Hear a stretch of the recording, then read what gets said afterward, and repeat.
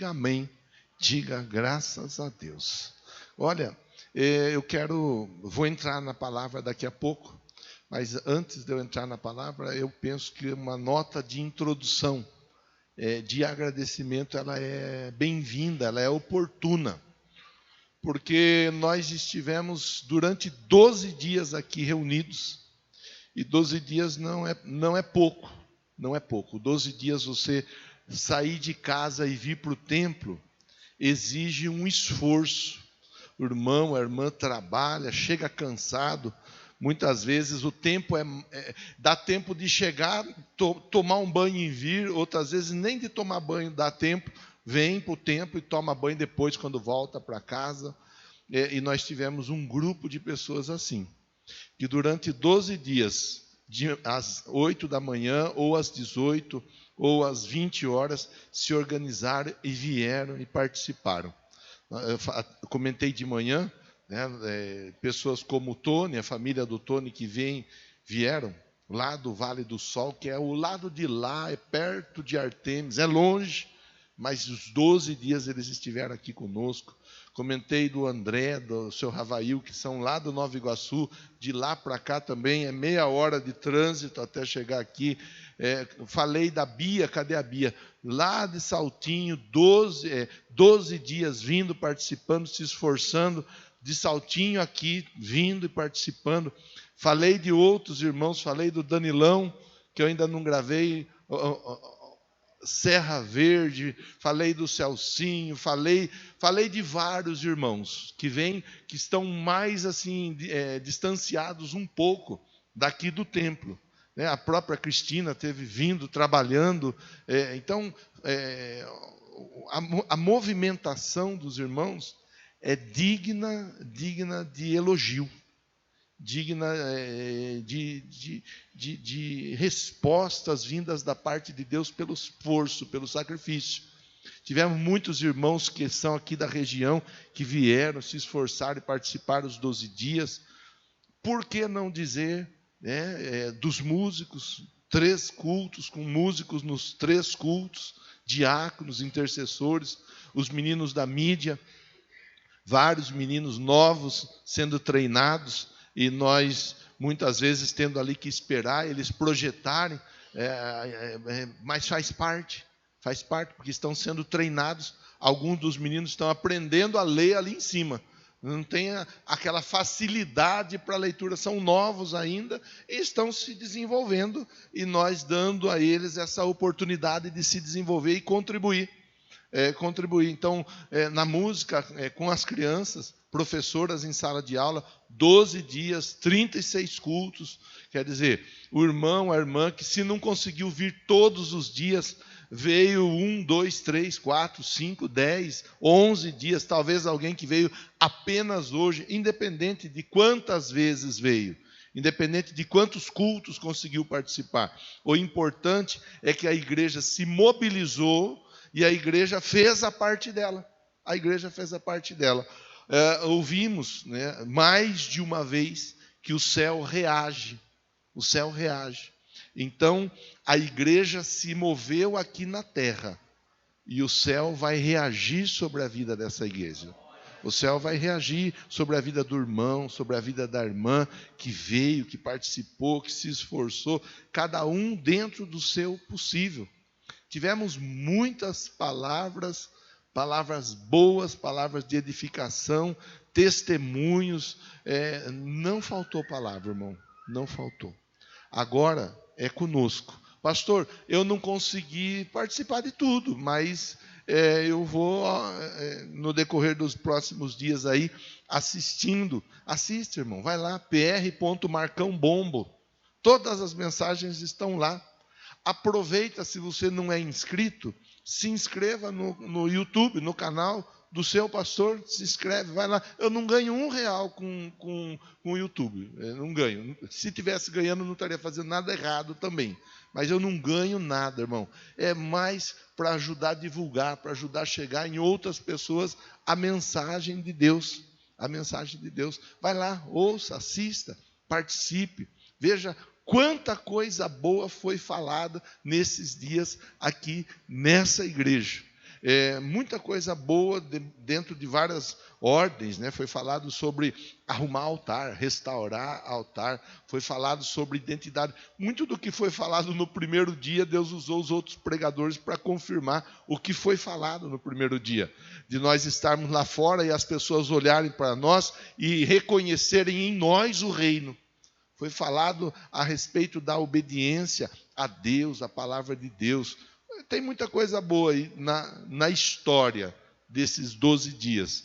Ontem ainda nós tivemos o pastor Paulo Zen de manhã pregando, falou muita coisa a respeito do Pedro, apresentou o Pedro assim, se não em todos os atos registrados na Bíblia, na maior parte, muita coisa boa falando e apresentando Pedro como sendo uma pessoa como eu e como você, que tem falhas, que tem dificuldades, que tem lutas, que tem problema, que dá trombada, que dá cabeçada, que em dados momentos acaba tomando decisões e atitudes que não foram as mais adequadas, mas em todo tempo, em todo momento, Deus esteve com a mão sobre a vida do Pedro e no final das contas, Deus conversa com Pedro na pessoa do Senhor Jesus e chama ele para dizer assim, ó, se você me ama, apacente os meus cordeiros. Se você me ama, você vai demonstrar o seu amor, cuidando dos meus cordeiros, pastoreando os meus cordeiros. Ontem de manhã, essa mensagem da manhã, do sábado de manhã, à noite, o Gonçalves esteve conosco, usou duas figuras também bastante oportunas para a gente pensar, falou de história, falou do café. Falou da importância de nós tomarmos o café quente, com outras palavras, aproveitarmos bem os momentos, aproveitarmos bem as pessoas, aproveitarmos. E muita gente não dá um botão de rosa para a pessoa em vida. Mas depois, quando a pessoa vem a morrer, daí ajuntam dinheiro para apresentar uma coroa de flor. Aí não precisa apresentar mais nada. Enquanto está em vida. Não que a memória da pessoa não deva ser honrada, mas enquanto a pessoa está em vida, nós devemos aproveitar a família, aproveitar os amigos, aproveitar os irmãos, aproveitar aquilo tudo que Deus tem dado a nós. Então, foi falado disso ainda ontem, falou dos pratos sujos, ele foi feliz e ele falou a respeito de se tem prato sujo é porque teve alimento. Se teve alimento, então graças a Deus pelo alimento. Ele até contou os testemunhos dele, contou que ele e a esposa queriam engravidar, não engravidavam de jeito nenhum, Deus mudou a história dele, contou que perdeu 50 e poucos quilos só na base da disciplina, sem nenhuma cirurgia, e estava ali buscando em Deus, e Deus direcionou a vida dele para as respostas. Foi uma noite especial. Eu até comentei com os irmãos, porque ele falou aqui no altar, né? Ele e outros pastores também falaram das dificuldades, muitas vezes, de um pastor. Que às vezes a pessoa pensa que pastor não tem problema. Pastor não passa por luta, por dificuldades, privações. Eu estive 6 dias dessa campanha com meu filho vomitando e com diarreia. E estive aqui. No dia que meu filho estava no hospital internado, eu estava pregando. Preguei em 3 lugares diferentes. Minha mãe morrendo, eu aqui pregando. E eu aqui com o irmão, com a irmã, de alguma forma estendendo a mão para a irmã, tentando dizer, vamos seguir firme porque Jesus é com você. Então o pastor ele falou, em um dado momento que eu pensava até em desistir, aí ele conversou e Deus falou com ele, Deus tratou com ele, e Deus falou comigo à noite, porque ele falou dos pratos sujos, e Deus me fez pensar assim, que às vezes a gente olha, e é tanta dificuldade, irmão, porque quem olha a igreja não sabe que igreja tem dificuldade, acha que igreja é tudo lindo, maravilhoso. É chegar os diáconos com o sorriso aberto, igual sempre estão na porta do templo, os músicos sempre aí plenos, tocando, sendo o canal da bênção na vida do povo. Igreja não é só isso. Igreja vai muito além disso. Igreja tem os novos convertidos que precisam da ajuda daqueles que são mais velhos na fé. Os novos convertidos, eles têm ali as dificuldades do dia a dia. Igreja tem aqueles que não são novos convertidos, mas que estão ali envolvidos no dia a dia da igreja, mas não são líderes, não são pessoas comprometidas em fazer a roda girar, mas estão ali, precisam ser acompanhadas, ajudadas. A igreja é formada por liderança, homens e mulheres que têm dificuldades. tanto quanto qualquer irmão, qualquer pessoa da membresia. Pessoas que abrem mão muitas vezes, deixa hoje de manhã, o Celso ele é um braço direito e um braço esquerdo meu, uma pessoa muito especial, que eu tenho um carinho muito grande por ele. O Celso, ele se desdobra para abençoar as pessoas. Hoje pela manhã, enquanto ele estava atendendo com carona o Bezerrinha, com a família do Bezerra, passou mal. Deixou o carro e foi parar no pronto-socorro. Agora ele está ali do lado assando um espeto para você que vai comer na cantina depois do culto. Hoje tem cantina. Está lá o Celso, mas é pessoa que trabalha no dia a dia que tem dificuldade, como qualquer outro. Qualquer líder tem dificuldade. E nós precisamos entender isso daí. Entender a igreja como um todo. Entender e olhar a igreja como um todo. Olhar para a igreja com os novos convertidos, com aqueles que não são novos convertidos, com os líderes, as dificuldades todas que temos para administrar. E eu falei com Deus, é tanta dificuldade, tanta luta, tanta chateação, tanta tristeza, tanta punhalada que a gente toma. Aí Deus falou assim, dê graças a Deus pelo prato sujo.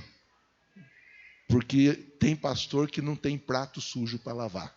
E aí ele me fez lembrar, no começo do meu pastoreio, eu pastoreava uma igreja com 3 pessoas. Não tinha músico igual tem aqui, músico de qualidade, pessoal que canta e canta bem. Era eu, com um pouquinho de aula que eu havia feito de teclado, um pouquinho da coragem que Deus havia me dado por causa do Espírito Santo dele na minha vida. Não tinha músico, era eu e eu.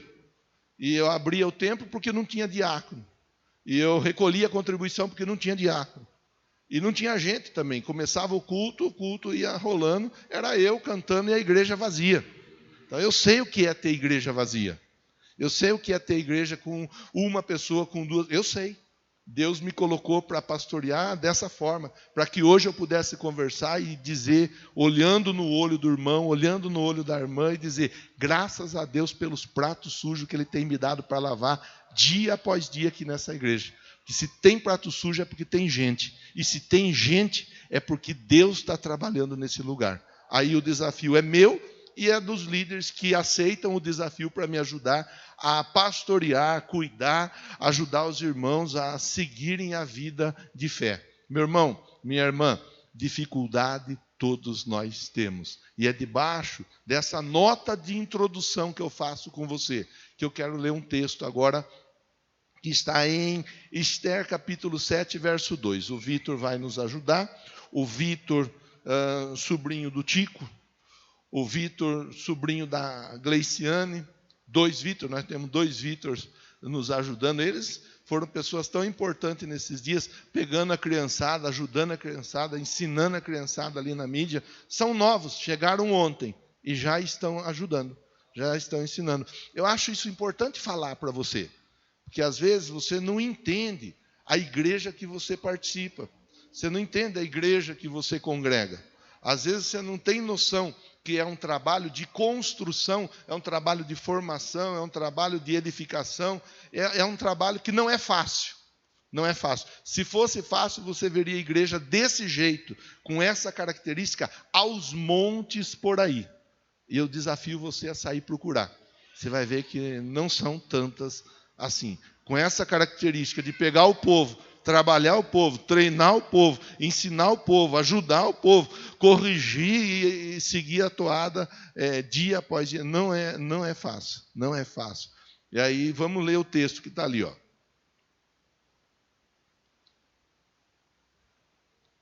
Enquanto estavam bebendo vinho no segundo dia, o rei perguntou de novo: Rainha Esther, qual é o seu pedido? Você será atendida. Qual é o seu desejo? Ponto. Aqui eu paro para conversar com você. Não vou conseguir dar detalhes. O tempo não permite. Eu tomaria um tempo exagerado da sua parte no domingo à noite.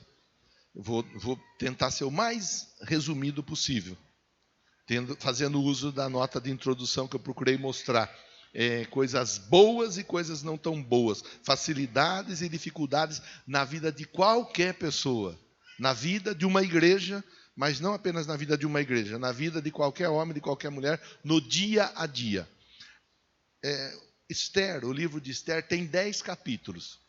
Se você fizer um esforçozinho assim, irmão, não precisa ser um esforçozão, não. Um esforçozinho assim. 10 capítulos, com meia hora de leitura, 40 minutos de leitura, você lê. Aí você vai aproveitar todos os detalhes desse livro, se você quiser assim fazer. É muita coisa boa ali dentro do livro. Mas eu vou resumir.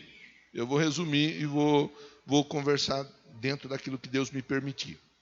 Primeira coisa importante para a gente saber. O livro conta a história de um rei chamado Assuero e de uma rainha chamada Vaste.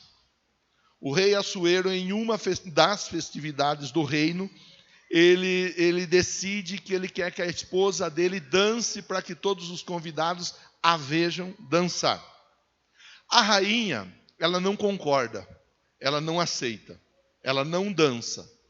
O rei pergunta para aqueles que estavam à volta dele: olha, eu estou com um problema para resolver. Vocês viram que a minha esposa não aceitou dançar. Eu não sei agora qual atitude eu devo tomar diante desse imbróglio, diante dessa situação. Os conselheiros, aqueles que estavam à volta dele, falam assim: olha, é o seguinte, rei, em seu reinado há muitas famílias. Se as mulheres de cada pessoa do seu reino resolverem desobedecer os seus maridos quando eles pedirem algo a elas, vai virar uma bagunça. Então é melhor o senhor tomar um posicionamento agora, começando a partir da sua casa. E o rei depõe a rainha Vaste. A rainha Vaste, ela é deixada de lado. Sendo a rainha deixada de lado, é lançado um concurso para ser colocada uma mulher no lugar da rainha Vaste.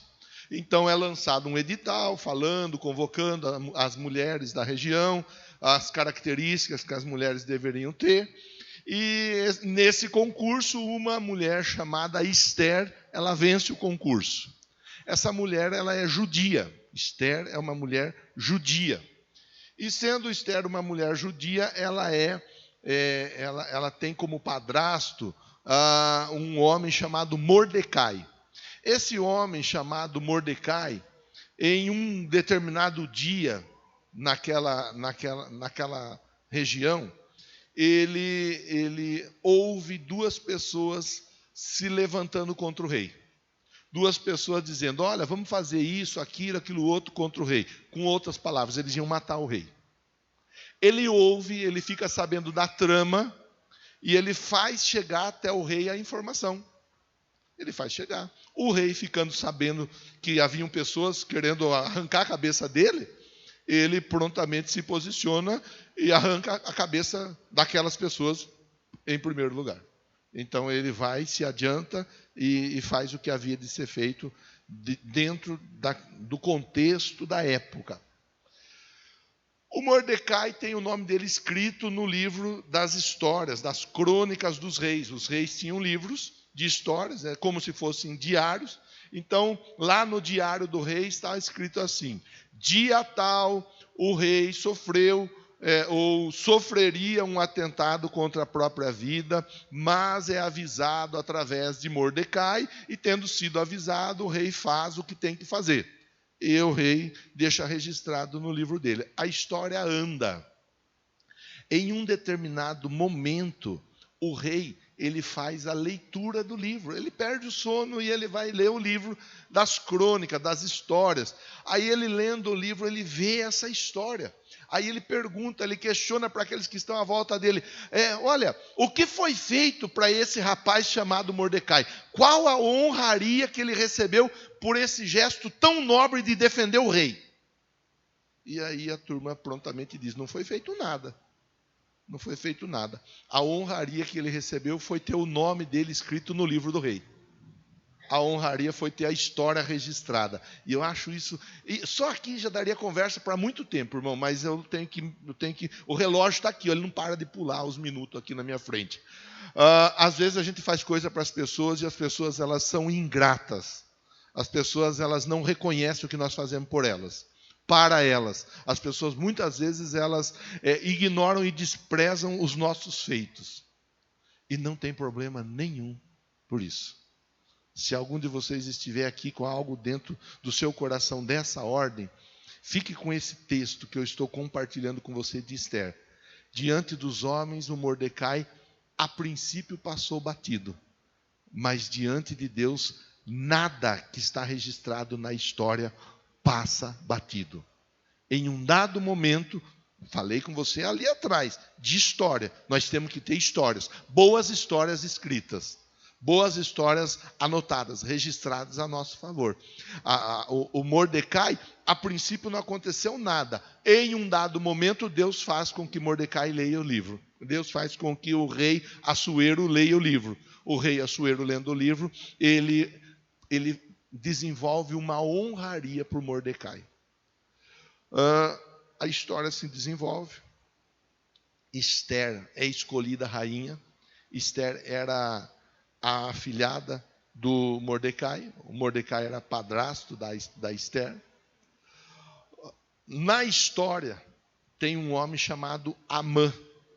Esse homem chamado Amã é alguém que está preocupado em promover a vida, o umbigo dele.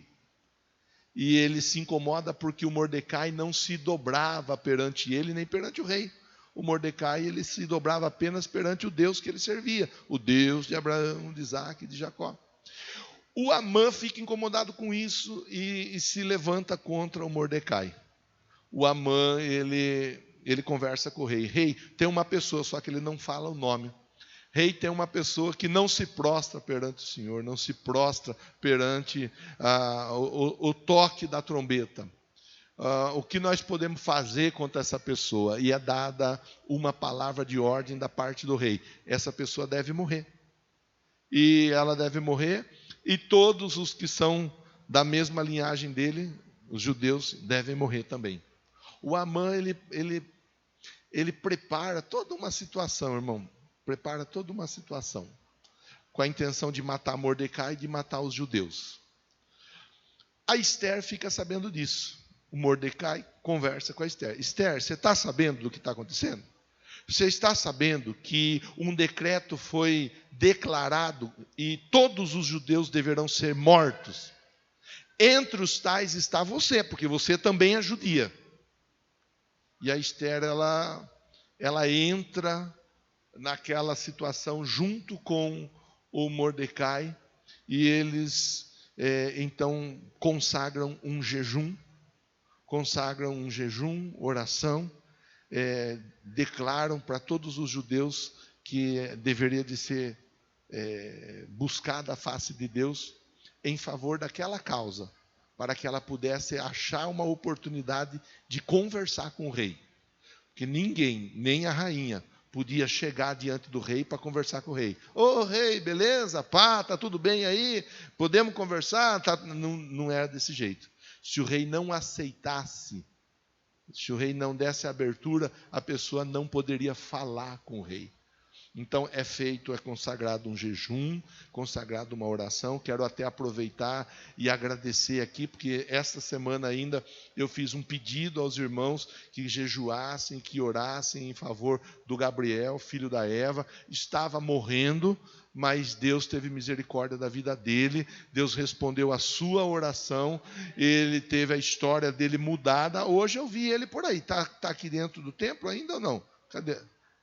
Já desceu, já está bom de novo, você vê? Que na hora do culto está lá embaixo, já está bom de novo. Então, estava morrendo, mas Deus tocou na vida dele e ele foi restaurado. Os médicos haviam deixado a mãe assim, numa situação de preocupação. Então, o jejum, a oração muda histórias. Mudou na vida do Gabriel, mudou a história na vida da Esther, na vida do Mordecai. O rei aceita uma conversa com a Esther. A Esther, ela conversa com o rei. Rei, é o seguinte, eu preciso conversar com o senhor, mas essa conversa tem que ser juntamente com o Amã. E a Esther, ela consegue o favor do rei, e ela prepara um banquete. E ela então tem um banquete. Essa mesa aqui é alusória ao banquete que Esther ofereceu ao rei.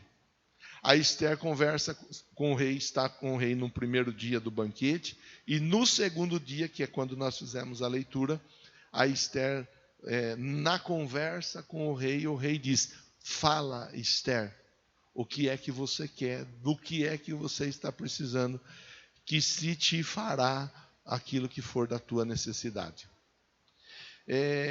Aí ela expõe. Ela fala da situação do Amã.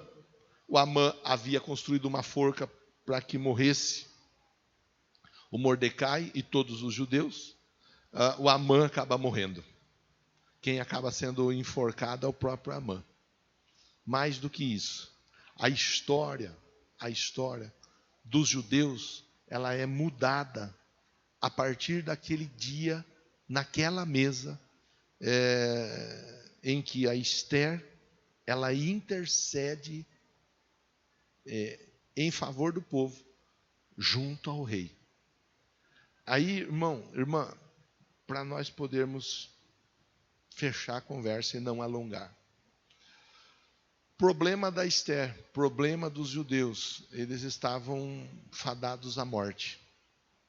Coisa que nós todos precisamos saber, todos nós, eu tenho que saber, os líderes têm que saber, os irmãos que estão conosco no dia a dia têm que saber. A Bíblia diz: o diabo, o nosso adversário, ele anda em nosso derredor, rugindo como um leão, buscando quem ele possa tragar.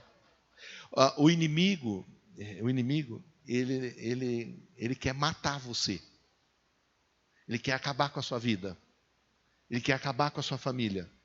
O que ele puder fazer para acabar com você, não pense que ele se agrada de te ver aqui. Não pense que ele se agrada de ver você fazer 12 dias de campanha. Não pense que ele se agrada de ver você no último dia da campanha. Não pense que ele se agrada. Ele não se agrada disso. Do mesmo jeito que lá atrás o Amã preparou uma situação toda para acabar com a vida do Mordecai e dos demais judeus, dia após dia o diabo prepara situações para acabar com a minha vida e com a sua vida. Por isso é importante nós clamarmos igual nós clamamos todo esse tempo: venha o teu reino. Foi falado durante várias ministrações. Uma delas, na sexta-feira, o pastor Paulo Nardino falou: se você estiver dentro da embaixada do reino, você estará protegido. Estar dentro da embaixada do reino é estar dentro do contexto do reino de Deus aqui na terra. Aí, irmão, aí, irmã, eu preciso conversar, preciso falar com você. Fazer parte do reino é confessar Jesus como Senhor e Salvador da sua vida. Não sei se você já confessou ou não confessou. Se não confessou, precisa confessar. Fazer parte do reino é passar pelas águas do batismo. É estar batizado nas águas, porque aquele que crer e for batizado será salvo. Fazer parte da embaixada do reino aqui na terra é participar de Santa Ceia. É estar em comunhão com a igreja a partir do corpo e do sangue de Cristo. Nós não estamos falando de dificuldades, irmãos, porque dificuldade todos nós temos. Eu fiz uma introdução de 15 a 20 minutos apresentando situações de dificuldades que qualquer pessoa passa. Seja o irmão que é um membro comum dentro do templo, seja o pastor, seja o líder, seja o visitante, qualquer um de nós passamos por dificuldades. A nossa segurança está em Jesus. A nossa segurança está em Deus. A segurança da sua casa, da sua família está em Deus. A segurança da sua empresa, dos seus negócios está em Deus. Por isso é importante nós entendermos: estar em Deus, estar no reino, é muito mais do que estar numa igreja ou do que ter uma religião. Não é ter uma igreja, não é ter uma religião. É ter um Deus e ser desse Deus. É ter esse Deus dentro de nós, como foi falado aqui por esses dias também. A Esther, ela tem a oportunidade de, diante do rei, conversar e falar a dificuldade que ela tinha para aquele momento. E hoje nós vamos todos, a não ser que alguém não queira sentar. Ninguém será obrigado a sentar. Mas todos que queiram se assentar à mesa terão a oportunidade de conversar com o Rei dos Reis e o Senhor dos Senhores, também conhecido como Jesus Cristo de Nazaré. Ele já está aqui e está esperando por você. Pastor, eu finalizei 2023 com determinadas situações a serem resolvidas. Nós não vamos ficar aqui dando valor para como terminou o ano de 2023. Porque talvez em 2023 você podia ter lido mais a Bíblia e não leu. Talvez você podia ter orado mais e não orou. Talvez você podia ter se envolvido mais com a obra, não se envolveu. Talvez teve determinadas dificuldades que você podia ter deixado para trás e não deixou. Nós não vamos olhar para 2023. Agora nós vamos olhar para 2024. E em 2024 nós vamos tomar posse de um ano de bênção, de um ano de vitória para a nossa vida. Você vai sentar aqui diante de Deus e você vai colocar suas mãos na mesa e você vai conversar. Claro que não dá para ser 1 hora para cada um, né? Você será orientado pelos diáconos, pelos intercessores. Mas eu quero incentivar você a vir para a mesa e colocar aqui na mesa, colocar aqui, ó, nessa mesa, as suas dificuldades, os seus sonhos, os seus desejos. Igual está no texto ali, ó. Esther, qual é o seu pedido? Você será atendida. Qual é o seu desejo? A pergunta que era para ela lá atrás é para você agora aqui. Qual é o seu pedido? Qual é o seu desejo? O que é que você quer que aconteça na sua vida? O que é que você quer que aconteça na sua casa? O que é que você quer que aconteça na sua família? E se a palavra de Deus ela é verdadeira, e ela é verdadeira, então aquilo que você pedir diante dele, no nome dele, vou-lhe será concedido. Você crê, diga amém, diga graças a Deus. Fique em pé, por favor. Os músicos, os líderes que vão nos ajudar nesse momento, se posicionem. Eu não sei se eu fui claro, se eu fui objetivo o suficiente. Eu procurei mostrar para você que um ano ele é constituído por alegrias e tristezas, por vitórias e por momentos difíceis que às vezes até eles trazem para nós determinadas derrotas momentâneas em determinadas situações, mas que em Cristo nós vamos vencendo e aprendendo com as dificuldades. Eu quero te incentivar agora, levar seu pensamento a Deus, se envolver.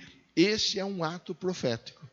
Esse é um ato que você vem para o altar para dizer: Rei Jesus, sou um dos teus súditos e acredito que o Senhor pode mudar a minha história, mudar a história da minha família. Estou aqui para falar com o Senhor. Amém? Senhor, sela sobre a vida dos meus irmãos esta palavra, que eles entendam a importância e a grandeza desse momento que nós entregamos ao Senhor, meu Deus, este encerramento desta campanha de 12 dias, nós entregamos ao Senhor com este ato profético, para a glória, para a honra, para o louvor do teu santo e poderoso nome. Diga amém. A Rafaela